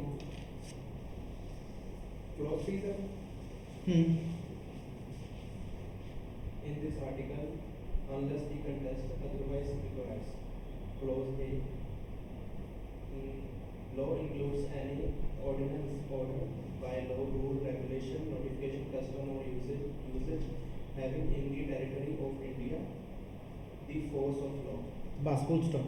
हुण इहदे विच किते भी अमेंडमेंट की गल कीती है, प्लस उन्होंने वर्ड की यूज़ किया law इनकलूड्स।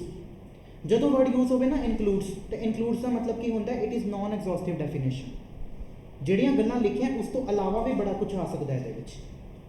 Ordinance, by law, notification, ये तो सब एग्जाम्पल्स है लॉ दे। इहदे विच another thing can also be there. तो क्या इस लॉ दे विच आ जिहड़ा कॉन्स्टिट्यूशनल अमेंडमेंट एक्ट है जिहदी वजह तो 44 लॉज 9th शेड्यूल च ऐड हुए सी, this act constitutional amendment act under article 368, क्या इनू आपां लॉ कवांगे under article 13? This was the issue. क्योंकि अगर ते लॉ दे विच फॉल कर गया, ध्यान नाल सुनो, द मोमेंट अगर लॉ आर्टिकल 13 वाला लॉ बन गया तो दैट मीनस कोई भी लॉ फंडामेंटल राइट्स के अगेंस्ट हो ही नहीं सकता, ये भी फंडामेंटल राइट्स के अगेंस्ट नहीं हो सकता। देखो मैं पार्लियामेंट हाँ, सेम वही वाली एग्जाम्पल, मैं लोगों का वैलफेयर करना है, वो मैंने लैंड चाहिए, मैं अपने आप को ताकत दी under article 31 capital A and capital B च प्लस 9th शेड्यूल में ऐड करता। मैं बड़े सारे राजे महाराजा की लैंड एक्वायर की और उन्होंने पाई गया मैं 9th शेड्यूल च। मैं 9th शेड्यूल च कदों पाऊँगा? कॉन्स्टिट्यूशन को अमेंड करके तो पाऊँगा। अमेंडमेंट लिए आप पढ़िया बिल तो बाद एक्ट होंगे, क्या वो एक्ट है, क्या वो लॉ वही वाला लॉ है जो आर्टिकल 13 च लिखी? क्योंकि अगर वो लॉ आर्टिकल 13 वाला लॉ बन गया तो इट मीनस की होएगा, ये लॉ भी फंडामेंटल राइट्स को वायलेट नहीं कर सकता, क्योंकि 13(2) कहता ऐसा मैंने। तो दैट मीनस मेरी जी शक्ति है वो तो फंडामेंटल राइट्स को वायलेट ही करी जाती है, तो it is going beyond the scope of fundamental rights. Follow कर रहे हो? अगर मैं ऐसा कहना कि यह लॉ वही वाला लॉ है या नहीं है, अगर तो ऐसा लॉ है, if it is with in the definition of article 13, तो 13 ਦੇ ਵਿੱਚ ਤਾਂ ਕਲੀਅਰਲੀ ਇਹ ਵੀ ਲਿਖਿਆ ਹੋਇਆ ਕਿ ਕੋਈ ਵੀ ਲੋ ਫੰਡਾਮੈਂਟਲ ਰਾਈਟਸ ਨੂੰ ਵਾਇਲੇਟ ਨਹੀਂ ਕਰ ਸਕਦਾ। ਲੇਕਿਨ ਮੈਂ ਤਾਂ ਲੋਕਾਂ ਦੀ ਲੈਂਡ ਲੈ ਲਈ, ਉਹਨਾਂ ਦਾ article 14 and 19 right to property violate ਕਰਤਾ, ਫੰਡਾਮੈਂਟਲ ਰਾਈਟ ਵਾਇਲੇਟ ਕਰ ਰਿਹਾ ਵਾਂ, ਤੇ ਦੈਟ ਮੀਨਸ ਮੇਰੇ ਜਿੰਨੇ ਵੀ 44 ਲਾਜ਼ ਹੈਗੇ ਆ ਉਹ ਅਨਕਨਸਟੀਟਿਊਸ਼ਨਲ ਹੋ ਜੂਗੇ, क्योंकि they are going against this fundamental rights। तो the question was कि जेड़ा constitutional amendment act है, this constitutional amendment act, whether this act or the law ये वही वाला law है जेड़ा article 13 ਦੇ ਵਿੱਚ लिखा हुआ है, क्योंकि अगर तो ऐसा है तो 13(2) की कहता है कि कोई भी law fundamental rights को वायलेट नहीं कर सकता। अगर ऐसा नहीं है तो फिर वायलेट करो, कोई प्रॉब्लम ही नहीं। This was the issue. इन्नी गल समझ आई? लिखो जरा in the case of Shankari Prasad versus union of India,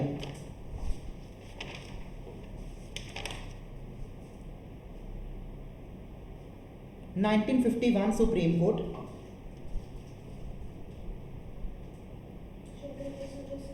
versus union of India 1951 supreme court,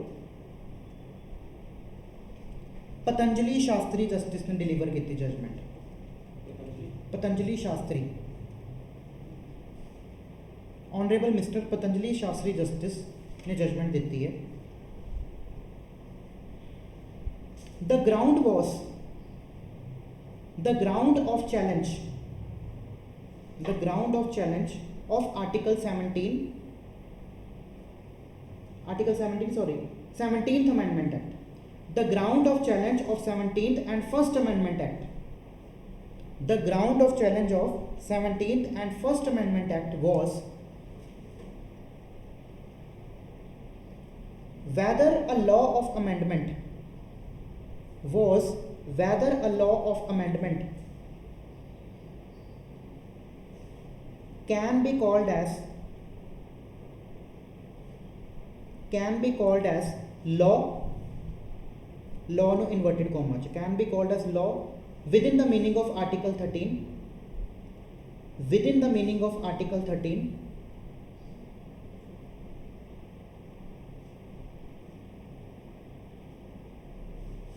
full stop। if that is so, यदि ऐसा है, if that is so,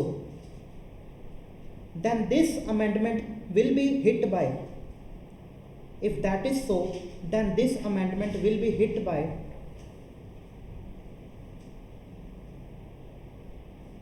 article 13(2), article 13 clause 2।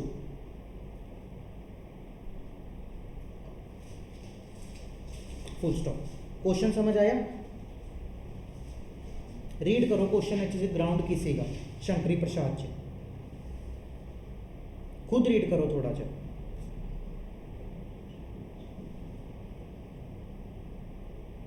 देखो मैं मेरे को कॉन्स्टिट्यूशन पढ़ना, मैं तो फिर एग्जाम लेवल का पढ़ाना।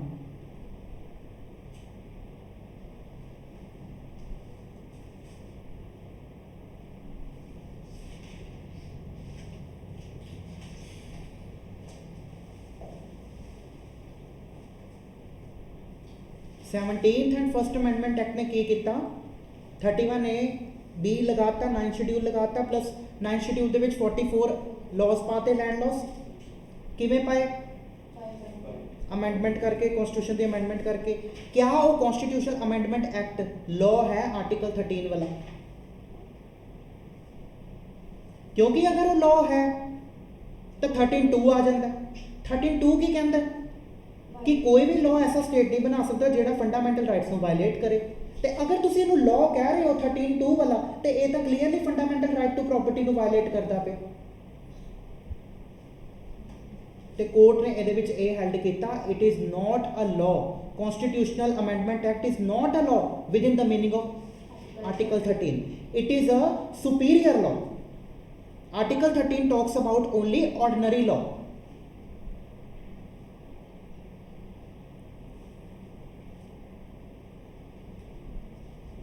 Article 13 ਦੇ ਅੰਡਰ ਇਹ ਜਿਹੜਾ ਕਨਸਟੀਟਿਊਸ਼ਨਲ ਅਮੈਂਡਮੈਂਟ ਐਕਟ ਹੈ, this is not a law under article 13.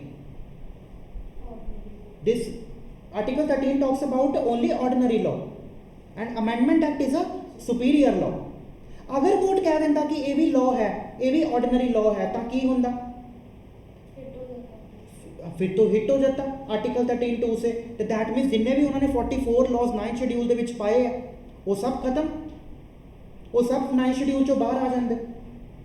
ਤੇ ਜਦੋਂ ਮੂਵਮੈਂਟ 9 शेड्यूल ਚੋਂ ਬਾਹਰ ਆ ਜਾਂਦੇ ਸਾਰਿਆਂ ਨੂੰ ਉਹਨਾਂ ਦੀ ਲੈਂਡ ਵਾਪਸ ਕਰਨੀ ਪੈ ਜਾਣੀ ਸੀਗੀ. तो that would have been a grave injustice. और जिस सिचुएशन 'ਚ ਅਸੀਂ ਅੱਜ ਖੜੇ ਹਾਂ ਪੋਸੀबल ਹੀ ਨਹੀਂ ਸੀਗਾ, ਕਿਉਂਕਿ ਉਹਨਾਂ ਲੈਂਡ ਲਾਜ਼ ਦੇ ਅੰਡਰ ਹੀ ਤਾਂ ਲੈਂਡ ਐਕਵਾਇਰ ਹੋਈ ਸੀਗੀ.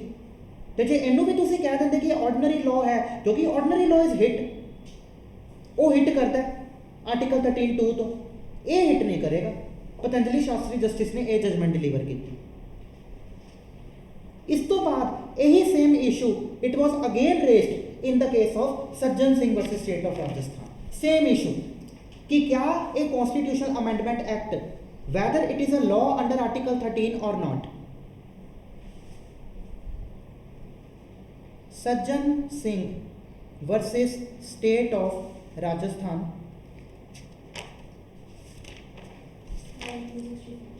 1964 Supreme Court. Gajendra Gadkar chief justice.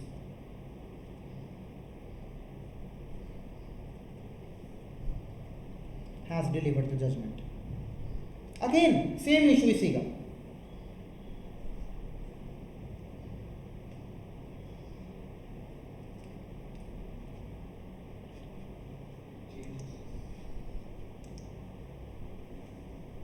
Okay देखो ऑनलाइन स्टूडेंट्स कितने हुए गए हैं इंटेलिजेंट, तो कह रहे कॉन्सेप्ट क्लियर है सानू. तो गजेंद्र गटकर चीफ जस्टिस ने सेम इशू सीगा कि इशू सीगा कि क्या ए कॉन्स्टिट्यूशनल अमेंडमेंट एक्ट क्या ए लॉ अंडर आर्टिकल 13 वाला ही है. तो कोर्ट ने भी सेम लॉजिक के उत्ते हेल्ड किया जो कि शंकरी प्रसाद च किया गया. On the same logic of the Shankari Prasad the court held law of amendment is a superior law and article 13 talks about a ordinary law. Therefore, the amendment cannot be challenged. Therefore, the amendment cannot be challenged. ਹੁਣ ਅੱਗੇ ਆਂਦਾ ਹੈ most important case IC Golaknath.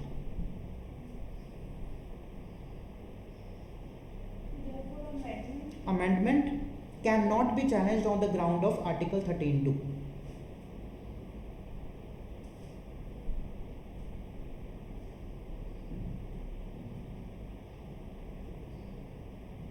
देखो करण, कोई भी law अगर fundamental rights को violate करता है ना तो वो लॉ अनकॉन्स्टिट्यूशनल होंगे.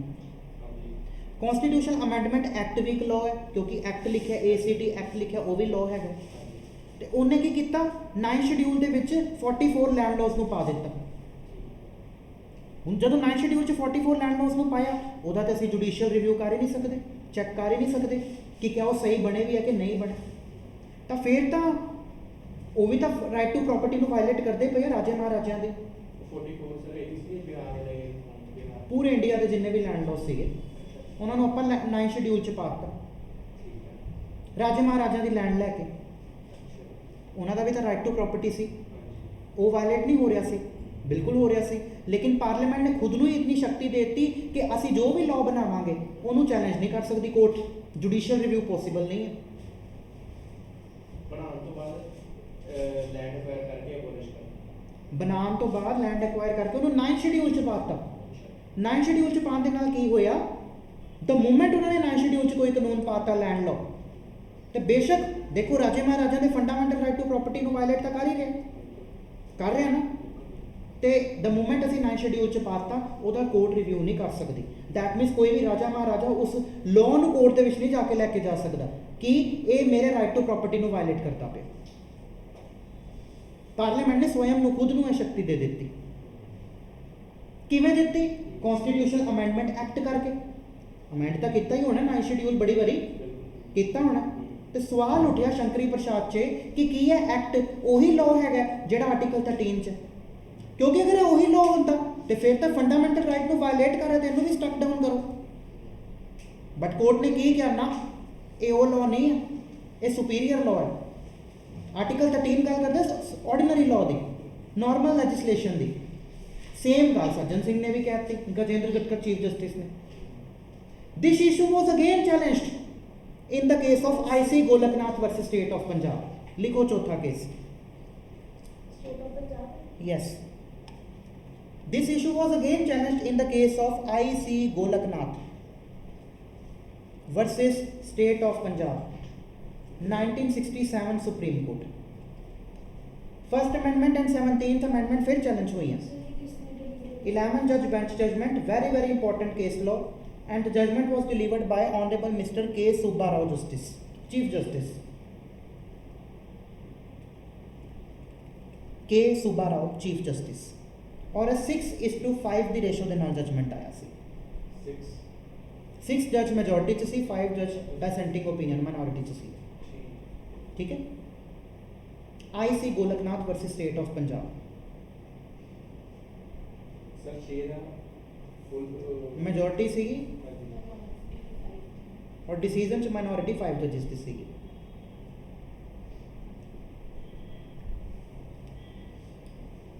अगेन सेम क्वेश्चन उठा कि क्या है कॉन्स्टिट्यूशनल अमेंडमेंट एक्ट लॉ है for the purpose of article 13? क्योंकि अगर तो लॉ है तो फिर तो कोई भी लॉ फंडामेंटल राइट्स के अगेंस्ट जा ही नहीं सकता।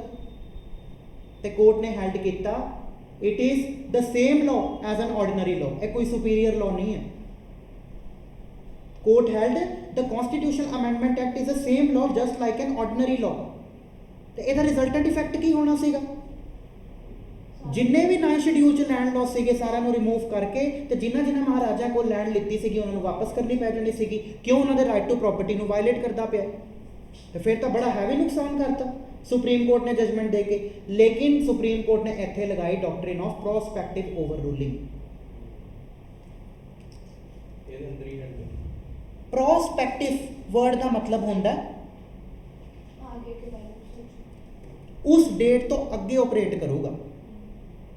तो 1967 जिस डेट में जजमेंट आई, IC गोलकनाथ वाली जजमेंट उस डेट तो अगे लिए ऑपरेटिव होएगी।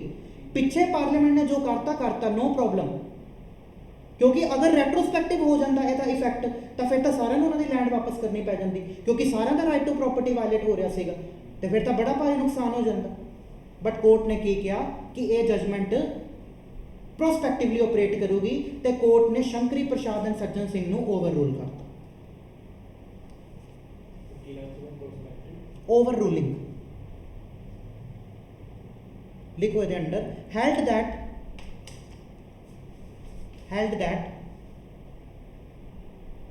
amendment is also a law, amendment is also a law no inverted commas single, for the purpose of article 13(2), also a law for the purpose of article 13 clause 2, for the purpose of article 13 clause 2, and it will be subject to article 13 clause 2, and it will be subject to article 13 clause 2. Therefore even by amendment 13 clause 2, therefore even by amendment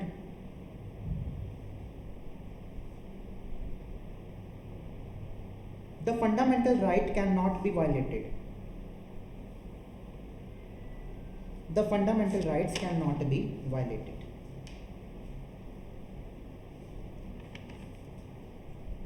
Full stop. Amendment is also an ordinary law, amendment is also an ordinary law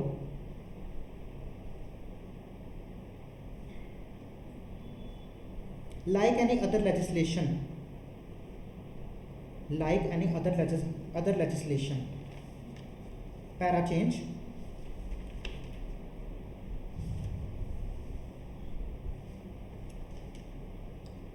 Court looking at the grave consequences, court looking at the grave consequences of this judgment, court looking at the grave consequences of this judgment expressly declared that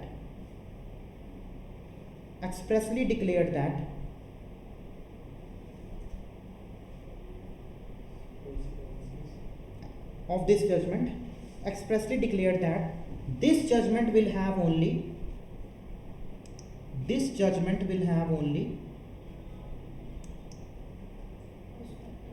prospective effect.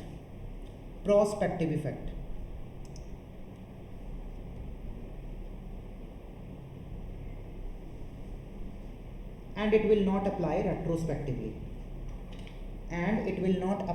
retrospectively.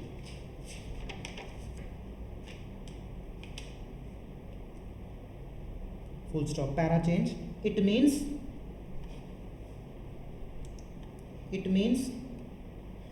Sajjan Singh and Shankari Prasad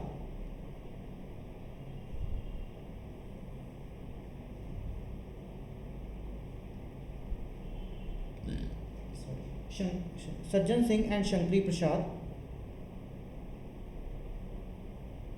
were declared overruled prospectively.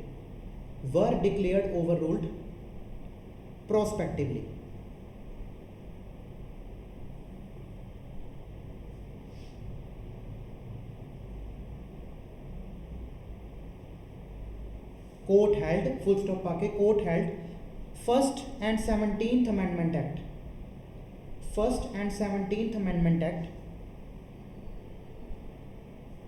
as unconstitutional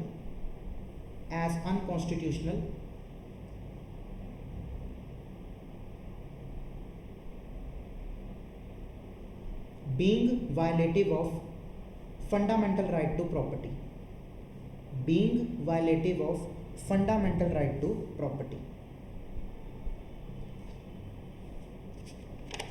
Full stop.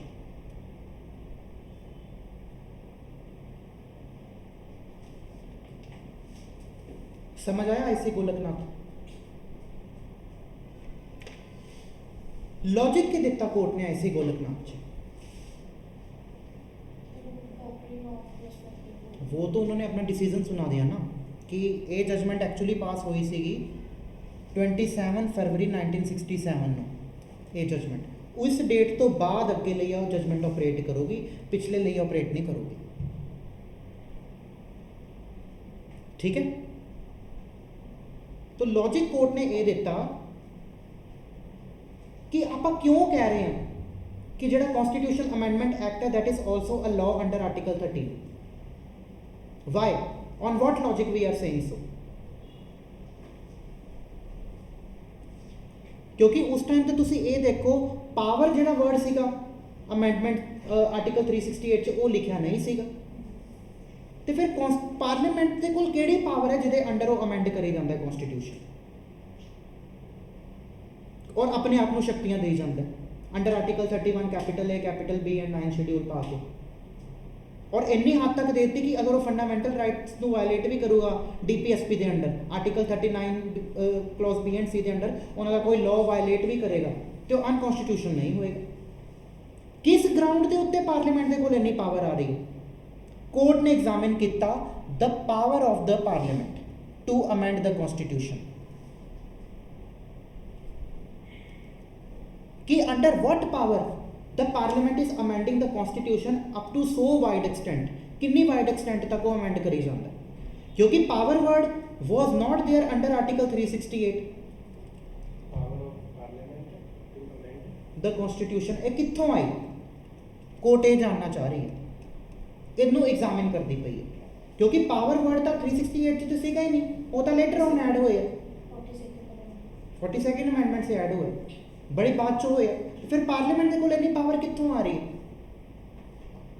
Mind you जदों भी आप किसी authority की power देखते हैं, खास करके law making power, तो आप की चैक करते हैं? सब तो first and foremost the 7th schedule. Court check the 7th schedule. 7th schedule च की दिता हुआ है? The 3 list, union list, state list and concurrent list. Union list दी, यूनियन लिस्ट नूं कहने आप लिस्ट 1। यूनियन लिस्ट दी एंट्री नंबर 97 एक रेजिडुअरी पावर है, it is a residuary power parliament दे कोल। Union list that means parliament उहदे उत्ते लॉ बना सकता है,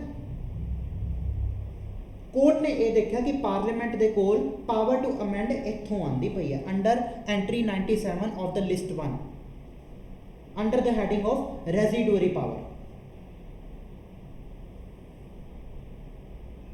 और तुहानू पता है कि जिन्नियां भी लिस्ट है दैट इज पूरा का पूरा 7 शेड्यूल एक कभी भी कला नहीं पढ़िया जाता। It is always red with article 245 क्योंकि ना 245 बेसिकली ये दसता है कि केड़ी अथॉरिटी केड़े सबजैक्ट के उत्ते लॉ बनाएगी। मैनू ऐसा को लग रहा है सारे उपरों जा रही गल्लां हौली हौली पढ़ा रहा मैं इस तो घट स्पीड से किवें पढ़ावां है। 7 शेड्यूल तुहानू मैं ये दसिया कि कदों आपां रैफर करना है जब पावर चेक करनी किसी अथॉरिटी की। पार्लीमेंट इज एन अथॉरिटी क्योंकि वो लिखी हुई है लिस्ट दी हुई है कि केड़े मैटर्स के उत्ते लॉ बना सकते हैं। और यह गल कौन कहता है कि पार्लीमेंट यूनियन लिस्ट से लॉ बनाएगा स्टेट लेजिस्लेचर स्टेट लिस्ट से लॉ बनाएगा, ये आर्टिकल 245 कहता है।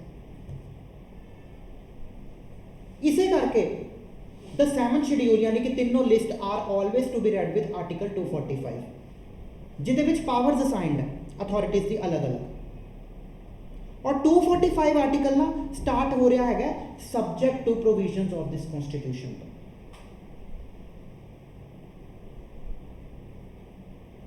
It starts with subject to provision of this constitution. और तुहानू पता है कि one of the provision of the constitution is fundamental rights also. तो दैट मीनस जिहड़ी भी लॉ मेकिंग पावर है पार्लीमेंट की that is subject to fundamental right, वो फंडामेंटल राइट को वायलेट नहीं कर सकती।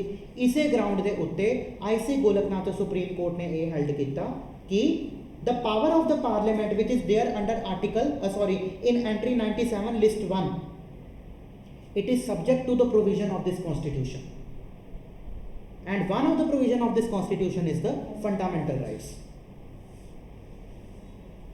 कौन कह रहा है subject to provision of this constitution गल आर्टिकल 245। ठीक है, दिस वाज द लॉजिक। इस ग्राउंड के उत्ते उन्होंने ये कहा कि जिहड़ी उन्होंने power to amend the constitution है वो भी सुपीरियर आई मीन इनफीरियर हैगी है from the fundamental rights. Fundamental rights सब तो ज़्यादा सुप्रीम कोर्ट ने यह कहा कि तुसी कोई भी अमेंडमेंट एक्ट करके फंडामेंटल राइट्स को वायलेट नहीं कर सकते। फॉलो करके this was the logic given in IC Golaknath. लिखो थोड़ा इनू। हाँ IC Golaknath.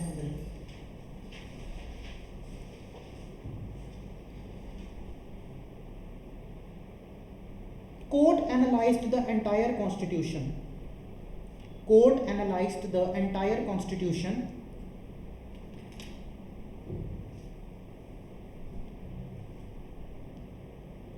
and found that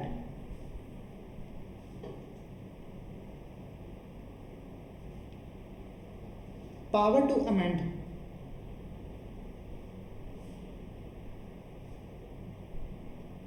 is a residuary power. Power to amend is a residuary power under entry 97 list 1 of 7 schedule. Under entry 91 list 1 of 7th schedule.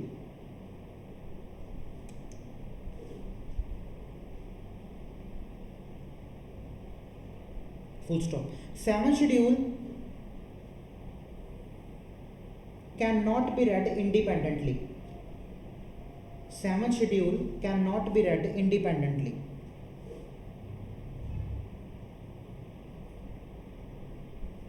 It is always to be read with article 245.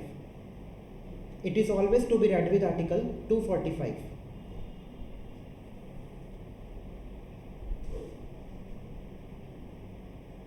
Which begins with subject to provisions of this constitution. Which begins with subject to provisions of this constitution. लिखा है कुछ? Which begins with subject to provisions of this constitution. ਇਹ subject to ਤੋਂ ਲੈ ਕੇ constitution ਤੱਕ inverted comma 'ਚ which clearly means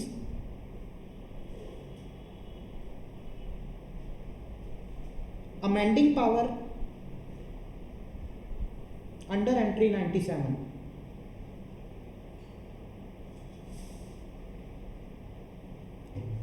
Amending power under entry 97 is also subject to provision of this constitution.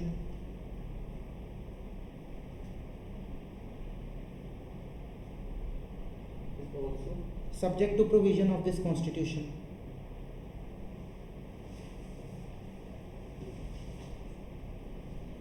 And one of the provision of this constitution is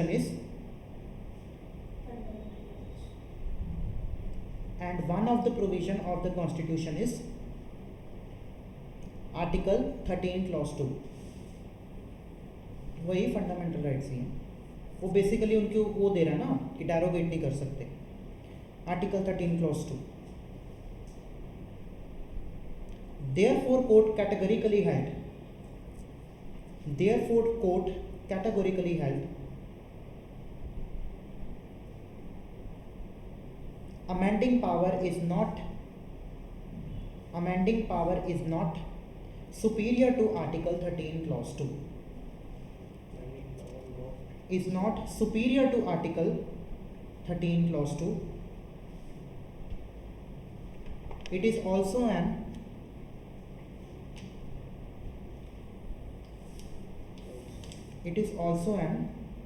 ordinary law making power.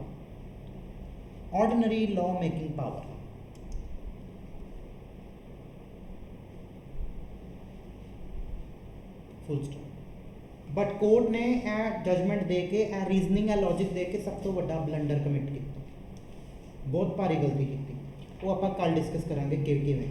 Then we will be shifting to Kesavananda Bharati, last case of basic structure doctor.